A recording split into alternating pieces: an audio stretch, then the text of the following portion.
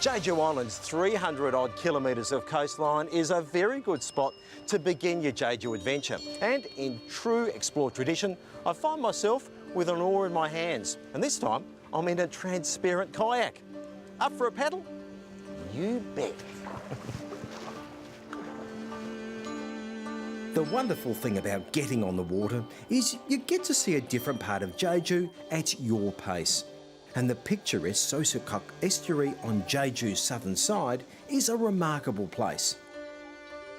As the fresh water from the Hyeodongchun stream meets the Pacific Ocean, it broadens into this wide, slow-flowing estuary.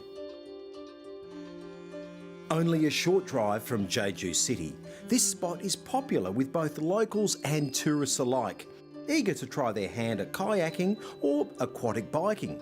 The only question I have is, who has the right of way? For centuries, the waterways and estuaries on Jeju have been traversed with flat-bottomed boats and punts called taus, and they'd move people and livestock all the way along. A rope would be laid along the pathway, and then a single man would haul the craft from one end to the other. Not a bad effort. And I reckon you'd be waiting a fair while for the 12:15 if you missed it.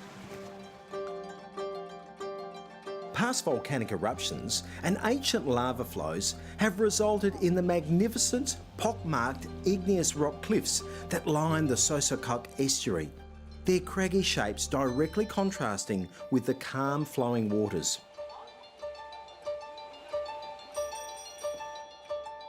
The remnants of Jeju's volatile volcanic past may give us a clue as to where Trevor has headed. There is so much to see and do in Jeju, even on a wet day like today. Now, you could head out to any one of the museums. It's got the highest concentration of specialty museums of anywhere in the world. But for me, it's the geological structure of this place that's fascinating. 300,000 years ago, it was created through a volcanic explosion. And today, well, there's amazing mountains to climb, but there's also incredible caves, like the Manjang Cave. Come and check this out. At 23 metres wide by 30 metres high, these caves are one of the world's finest examples of lava tubes, stretching almost 2 kilometres in length underground, the longest in the world. A lava tunnel is formed when the lava that was deep in the ground is pushed up and spurts out the peak and flows across the surface, emptying the tube. Now, one of the fascinating things about lava tubes is how they actually work. So there's this enormous pressure coming up from the ground, pushing the lava up through the tube. But as the lava starts to flow out, the levels start to drop. And this is where the telltale signs come through. You can actually see that there are layers, these levels here. Now, the hot lava's down here flowing through in a hurry, but up here in the top, it's cooling and it leaves these very noticeable ridges as they come down. It's truly amazing. The Mangangal Cave is enormous, almost 13.5 kilometres long, and you can walk almost a kilometre into it.